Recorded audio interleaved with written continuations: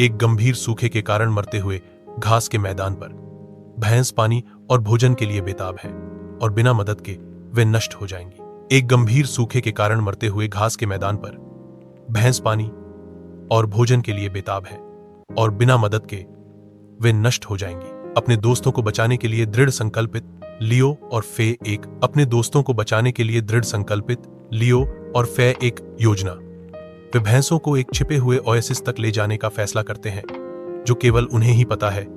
Savanna के बहुत भीतर रास्ते में उन्हें कई चुनौतियों का सामना करना पड़ता है, जिसमें एक पथरीला इलाका और एक भयंकर यह गरज के साथ आंधी है। इन बाधाओं को पार करते हुए लियो की बहादुरी और फे की चतुराई चमकती है, उनकी अनूठी ताकतों को प्रदर्शित करती है। एक नाटकीय चरमोत्कर्ष में समूह अंततः नखलिस्तान पर पहुंचता है, लेकिन वे एक विश्वासघाती पुल जो उनके रास्ते को रोकता है, उसे पार करने के लिए उन्हें एक साथ काम करना होगा। टीम वर्क और विश्वास के साथ वे अपने डर पर काबू पा लेते हैं और एक दिल को छू लेने वाले निष्कर्ष में भैंसों को सुरक्षा और भरण पोषण मिलता है। लियो और फे को पता चलता है कि सच्ची दोस्ती की कोई सीमा नहीं होती और वे अपने समुदाय में नायक के रूप में उभरते हैं, जिनकी बहादुरी और करुणा के लिए प्रशंसा की जाती है।